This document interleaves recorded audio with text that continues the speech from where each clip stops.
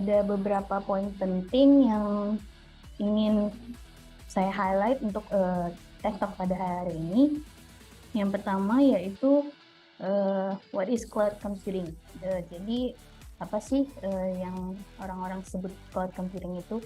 Kemudian yang kedua ada benefits of cloud computing. Jadi apa keuntungan-keuntungan yang kita bisa dapatkan dari cloud computing. Kemudian yang ketiga ada cloud service model. Yang keempat ada deployment models. Yang kelima ada the big three cloud provider. Dan yang terakhir ada top 10 cloud computing trends in 2023.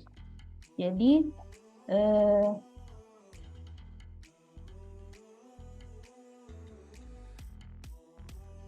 kenapa saya di sini mau membahas sedikit tentang cloud computing? Seperti yang kita mayoritas sudah tahu bahwa untuk menjalankan sebuah aplikasi itu kita membutuhkan server gitu. Nah, server untuk mengadakan sebuah server ini itu bisa dibilang membutuhkan effort, membutuhkan biaya, membutuhkan tempat yang besar gitu. Jadi di sini adanya cloud computing ini membantu para kita sebagai suatu organisasi atau suatu kelompok tertentu itu untuk menyediakan layanan server, tetapi itu sudah disediakan seluruh layanan infrastrukturnya dari provider tertentu. Nah, adapun cloud computing ini dia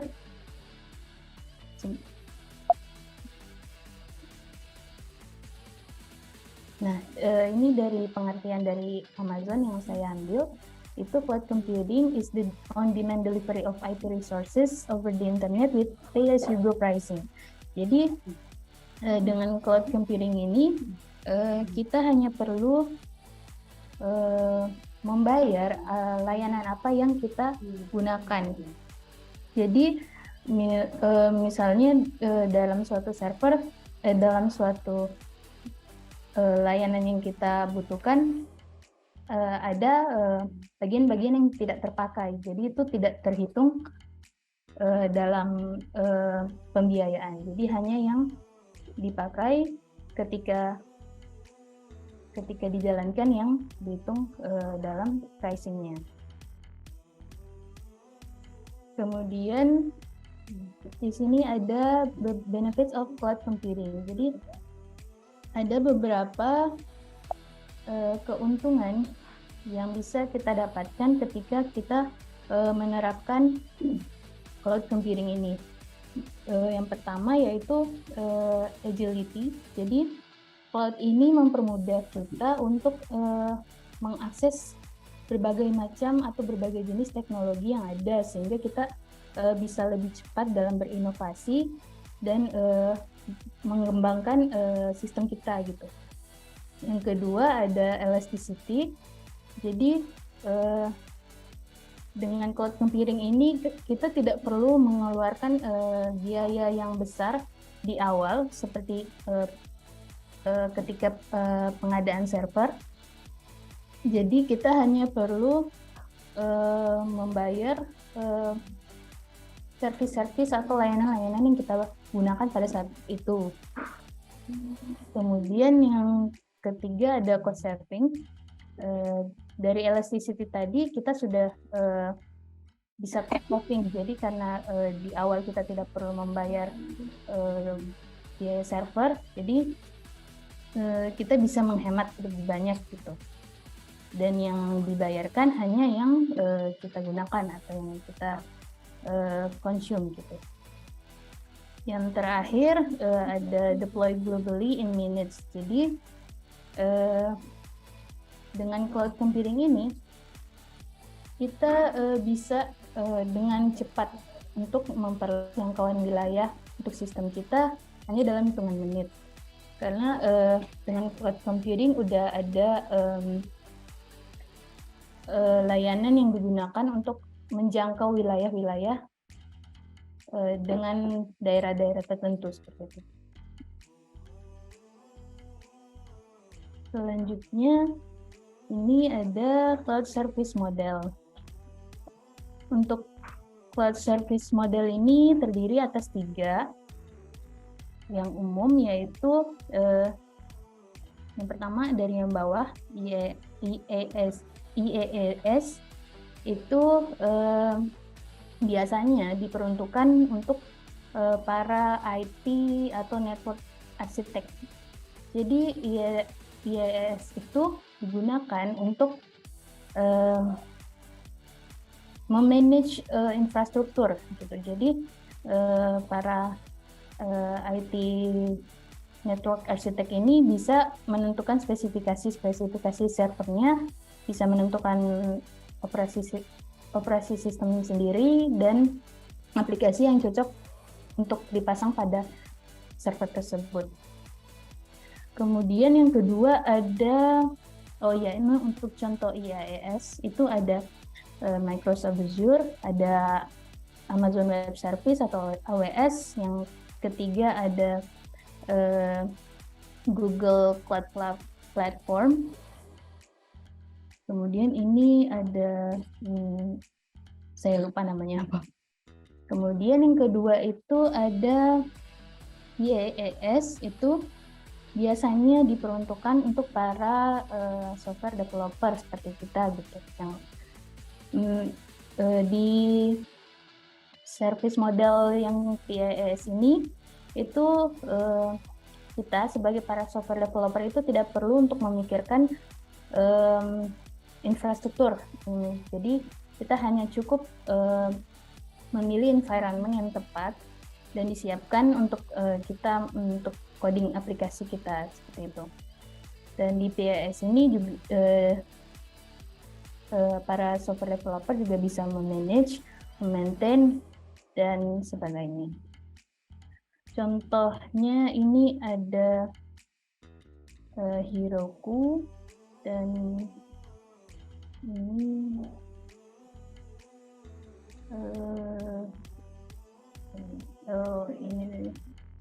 AWS Elastic Beanstalk yang warna orange ini. Kemudian yang terakhir itu ada model yang SaaS, itu diperuntukkan untuk end user. Jadi di model SaaS ini user itu tidak perlu memikirkan codingannya atau instalasinya, tapi user hanya tahu untuk menggunakan. Jadi seluruh kebutuhan untuk aplikasi itu sudah disediakan oleh cloud provider.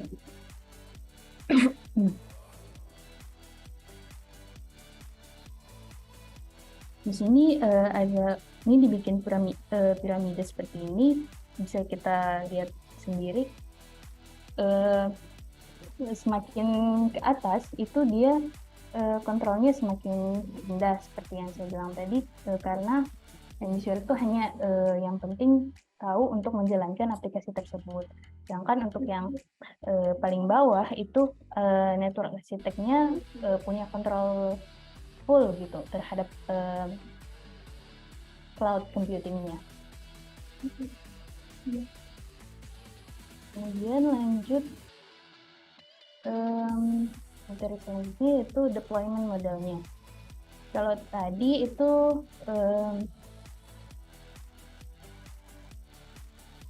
kalau tadi service model, sekarang deployment model. Deployment model itu terdiri atas 3. Yang pertama itu public cloud, terus yang kedua ada private cloud, dan yang terakhir ada hybrid cloud. Jadi seperti namanya, public cloud ini ditujukan untuk user yang memiliki akses dan provider ini itu memberi akses public cloud gitu. Jadi semua yang memiliki akses itu bisa mengakses dari layanan-layanan tersebut. Kemudian yang kedua itu private cloud. Private cloud ini biasanya digunakan untuk para yang mempunyai organisasi atau kelompok-kelompok tertentu. Jadi dengan private cloud ini organisasi-organisasi tertentu itu memiliki kontrol terhadap cloud-nya. Jadi seperti dia memiliki konfigurasi tertentu itu diatur oleh company atau organisasinya. Kemudian yang terakhir itu ada hybrid cloud. Itu hybrid cloud berarti dia menggunakan dua atau lebih deployment model. Jadi dia menggabungkan, misalnya organisasi A menggabungkan antara public cloud dan private cloud gitu.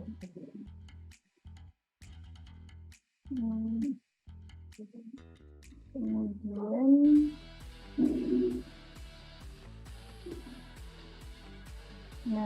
di sini dari cloud provider yang banyak sekarang ini, melihat dari share marketnya ya, di sini bisa dilihat kalau AWS itu memimpin untuk di kuartal 3 di tahun 2022 kemarin. Kemudian ada Azure, Microsoft Azure, itu di peringkat kedua. Kemudian ada Google Cloud, kemudian ada Alibaba Cloud, IBM Cloud, Salesforce, Tencent Cloud, dan Oracle. Nah, di sini cloud market ini udah cloud infrastrukturnya ini dihitung berdasarkan tadi IaaS-nya, konsumsi IaaS-nya, dan private cloud service-nya, seperti itu. Jadi ini sudah terhitung dari semua jenis model tadi untuk marketnya.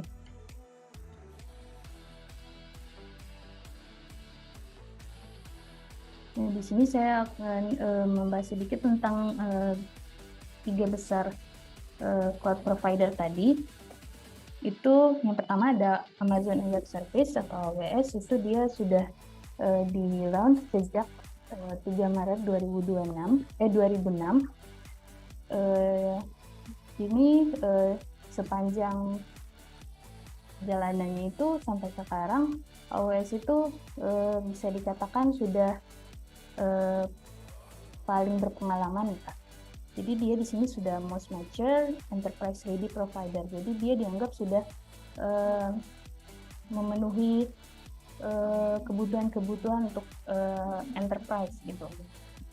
Dan yang ini broad collection of service karena dia sudah lama ya. Jadi koleksi service-nya itu sudah lumayan banyak. Seperti mungkin kita juga di BSI juga pengguna dari AWS ini. Kemudian yang terakhir ini AWS ini dia direkomendasikan untuk kasus-kasus yang berjalan baik dalam sebuah virtual environment. Kemudian ada Microsoft Azure, itu dia sudah di launch sejak 1 Februari 2010. Dan selama perjalanan Azure itu dia memiliki beberapa kelebihan. Yang pertama, dia itu bisa diintegrasikan dengan Microsoft produk atau service yang lainnya yang sudah ada gitu. Kemudian yang kedua itu Microsoft Azure ini support untuk Linux dan open source application. Yang ketiga itu Azure bisa dikatakan ideal untuk hybrid cloud. Nah, untuk hybrid cloud ini ada beberapa cloud provider itu yang belum ini menjadi kualifikasi untuk menerapkan hybrid cloud karena ada keterbatasan. Jadi untuk Azure ini dia sudah ideal.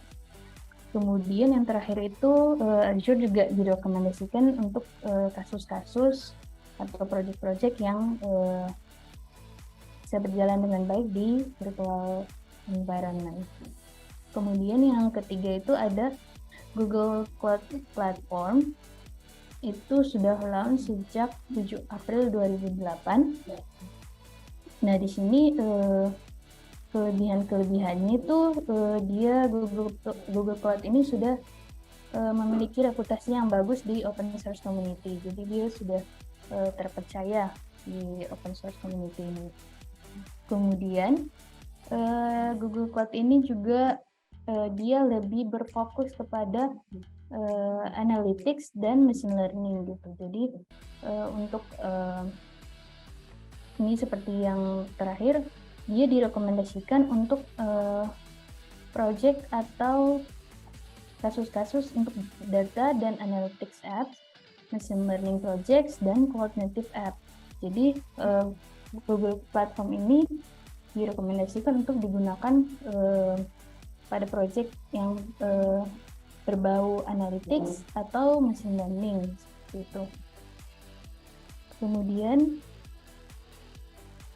ini beberapa contoh service yang sudah ada di AWS. Ini hanya beberapa saja, tapi sebenarnya masih banyak lagi. Jadi di sini ada deployment dan management. Itu ada terbagi lagi di application service, mobile service, dan enterprise application gitu. Kemudian ada application service. Ini untuk aplikasi ya. Kemudian ada foundation service.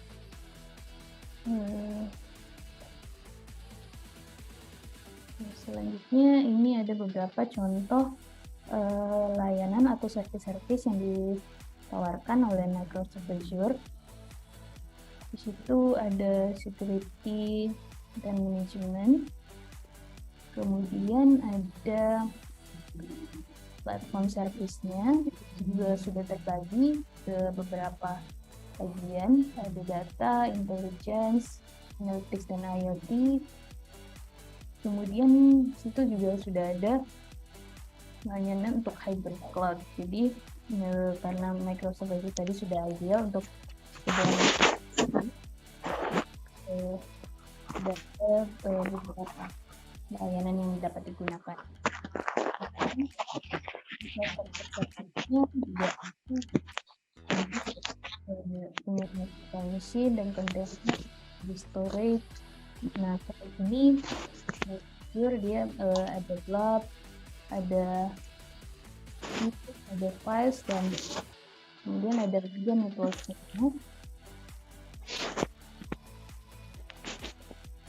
Selanjutnya itu contoh Google Cloud Platform. Itu juga kurang lebih AWS maupun Azure, cuma mungkin penamaan saja yang beda. Ini bisa juga sudah ada analytics, sudah ada databases, storage, IoT. Jadi ini loh. Mungkin Muta-muta. layanan yang sama, cuman seperti biasa.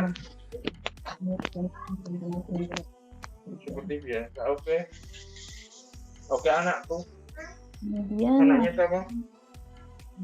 untuk terakhir di materi hari ini yaitu untuk ada top 10 cloud computing trends to look at for Sorry. 2023. Nah, jadi di sini ada 10 tren yang bisa kita nantikan di 2023 ini. Yang pertama itu ada multi hybrid cloud solution. Jadi di 2023 ini diharapkan itu sudah banyak menerapkan hybrid maupun multi cloud. Kemudian ada disaster recovery. Nah, untuk pengetahuan di awal, ini tren-tren ini sebenarnya bukan tren baru, cuma mungkin yang diharapkan di 2023 ini akan lebih banyak penggunaannya seperti itu.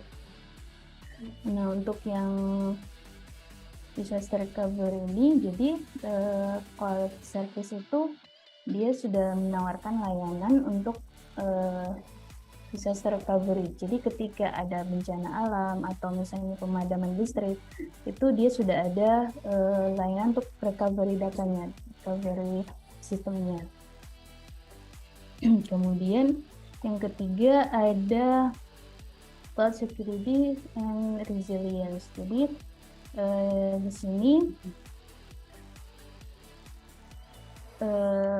cloud itu diharapkan di tahun 2023 ini security dan resilience-nya itu ditingkatkan dan tidak ada terjadi kehilangan data ketika migrate seperti itu. Kemudian yang keempat ini ada serverless computing. Jadi serverless computing ini dia maksudnya daripada suatu organisasi itu mengadakan atau memaintain server sendiri, diharapkan dengan adanya cloud computing ini memberi solusi serverless computing seperti itu. Jadi tidak perlu untuk memaintain physical server. Kemudian yang kelima itu ada edge computing. Nah, kalau edge computing ini dia seperti ini, misalnya ketika kita ingin memproses data tetapi tidak ada jaringan internet. Nah, adanya edge computing ini diharapkan dia memberi solusi ketika tidak ada jaringan atau jaringan internet itu, cloud service ini dia bisa mencari sumber data yang terdekat. Jadi dia tidak perlu ada internet, tetapi dia sudah bisa memproses data tersebut dengan mencari sumber data yang terdekat. Kemudian dengan edge computing ini juga didasari karena ada perkembangan teknologi 5G ya sekarang. Jadi diharapkan proses adanya edge computing ini mempercepat perangkat-perangkat yang memproses data dengan edge computing seperti itu. Kemudian yang keenam ini ada artificial intelligence dan machine learning. Nah, artificial intelligence dan machine learning ini sebenarnya kan sudah bukan hal baru lagi gitu. Jadi di 2023 juga untuk cloud computing diharapkan service untuk artificial intelligence dan machine learning ini juga semakin banyak penggunaannya.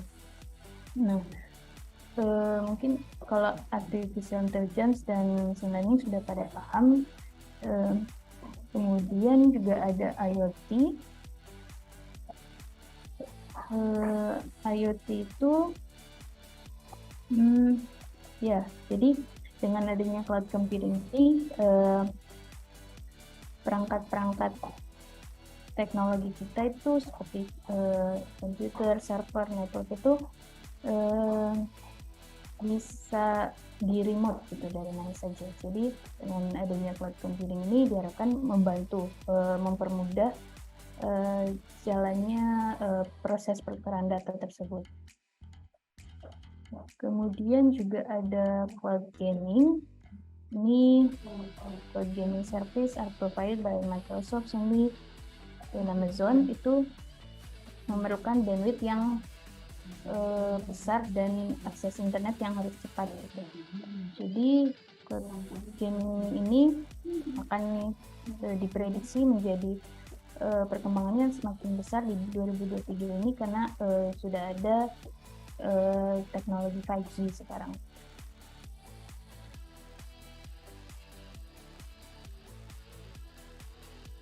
Kemudian yang ke 99 ini ada Kubernetes. Nah, mungkin kita juga sebagai developer juga udah pada paham Kubernetes itu kita gunakan sebagai kontainer ya. Kita biasanya menggunakan Kubernetes atau Docker. Nah, di sini diharapkan adanya cloud computing untuk service Kubernetes ini itu memperluas skala deployment-nya. Jadi bisa deployment-nya itu bisa lebih cepat, lebih besar dan efisien. Kemudian yang terakhir ada blockchain. Jadi blockchain ini seperti yang kita tahu itu linked list dari blocks gitu. Jadi diharapkan di 2023 ini dalam tren cloud computing, blockchain juga itu berkembang karena penggunaannya itu menawarkan security, transparansi, dan desentralisasi. Jadi adanya blockchain ini bisa menjamin security dan transparansi dari data dari user, seperti itu.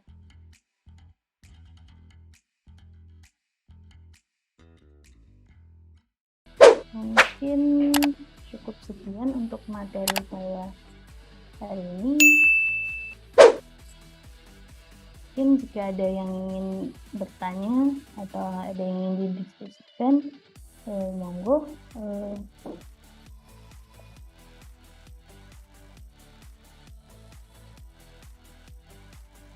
Oke, mungkin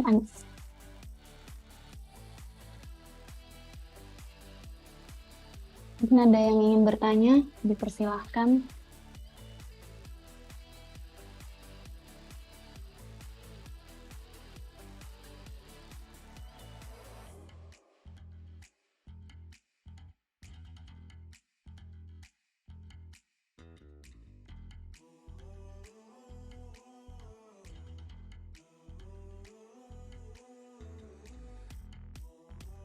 Ada yang ingin bertanya, tidak ada.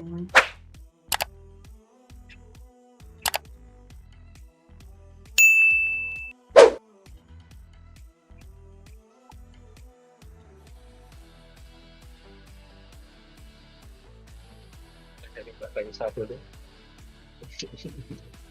Gimana? Pertanyaannya dimulai dari Mbak Raisa dulu. Aduh. Bisa yang lain aja, Pak.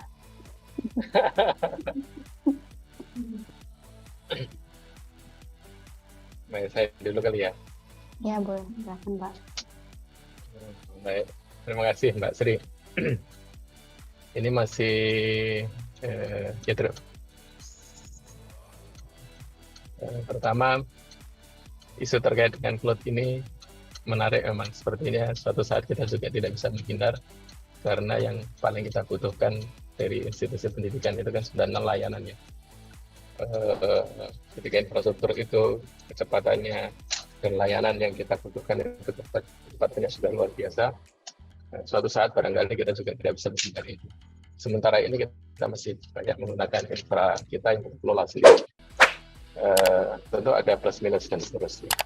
Kalau menurut Mbak Sri ini selama sekian bulan, sekian bulan berapa tahun ya Mbak Sri di sini? Lupa saya. Baru 4 bulan, Pak. Oh, baru 4 bulan, oh, sudah lama banget. Selama di sini observasi di PSI dan seterusnya ini, kira-kira Mbak Sri melihatnya, apakah proses kita barangkali akan mencoba ke cloud secara bertahap itu, bayangannya Mbak Sri itu, kita bisa nggak masuk ke cloud itu dari yang kita punya ya, semua layanan kita punya secara bertahap. Ketika itu bisa dilakukan secara bertahap, kira-kira tahapan pertama dari sisi pengembangan dulu lah ya, itu bagian mana yang bisa di-cloud-kan, bagian mana yang bisa kita kelola sendiri. Pertama itu. Yang kedua, apakah layanan-layanan yang ada di cloud, AWS, Cloudflare, apapun tadi, apakah di sana juga menyediakan bahasanya hybrid tadi ya. Tadi kan kita keuntungannya kita bisa membeli hanya layanan yang kita butuhkan saja, sehingga yang belum kita butuhkan barangkali kita tidak akan membeli itu akan mengurangi kompleksitas dan biaya yang besar barangkali. Itu yang menarik, sehingga bayangan saya ketika kita akan mencoba ke cloud, terutama infra atau layanan-layanan kita yang krusial ya, yang krusial kita bisa angkat, kemudian yang bisa kita kelola sendiri, kita kelola sendiri dari sisi development dulu. Mbak Sri ini di development ya? Ya Pak, benar, development. Nah, dari sisi development dulu yang dibutuhkan di layanan-layanan development. Apakah bisa ini kita menggunakan cloud secara bertahap, parsial, pelan-pelan, sampai dengan suatu saat itu kita betul-betul stabil, hybrid antara yang kita kelola sendiri dan yang di cloud. Nah, kira-kira bagian mana yang mungkin bisa kita cloud-kan, dan menurut Mbak Sri itu di provider cloud mana yang kira-kira bisa kita uji coba atau explore. Baik, terima kasih Mbak Raita. Baik, terima kasih Pak Khalid. Mungkin bisa dijawab Mbak Sri. Ya.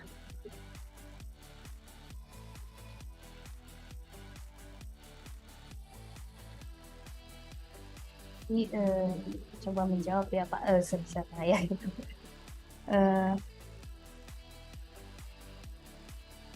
Jadi menurut saya, misalnya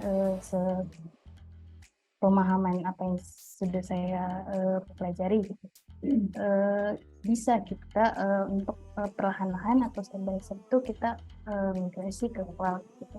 Mungkin dari yang paling kecil aja di dev gitu, kita bisa perlahan-lahan, mungkin dari yang pertama itu database-nya gitu. Jadi setelah database mungkin baru servis atau sistem sebelumnya. Nah, kalau untuk service provider yang kira-kira cocok gitu untuk kita, sebenarnya saya untuk AWS dan mungkin Google Cloud itu belum ada pemahaman ke sana itu, cuma saya baru tahu untuk yang Microsoft Azure itu Pak. Dan kebetulan juga sebenarnya kan UI ini ada kerjasama bersama Microsoft gitu. Ada juga untuk mahasiswa juga diberi akses untuk Microsoft Azure gitu. Jadi kenapa tidak kita coba untuk perlahan-lahan untuk migrasi ke cloud dengan Microsoft Azure seperti itu sih Pak.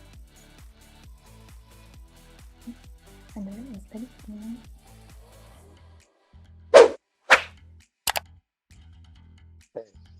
Terima kasih Mbak Sri. Perlu banyak kajian tentang visibility studi ya, karena layanan kita sudah banyak sekali. Perhitungannya bukan sekedar masalah kesiapan kita ke sana, sebenarnya juga masalah biaya dan visibility studi yang kita perlukan cukup komprehensif ketika kita menggunakan AWS. Ya, kita sudah kerjasama, Google kita juga sudah kerjasama, banyak pintu yang juga kita bisa lakukan. kan kita butuh research and development yang lebih dalam barangkali ke sana agar sungguh-sungguh dan matang pada saat kita kerja. Baik, terima kasih Mbak. Terima kasih, Pak.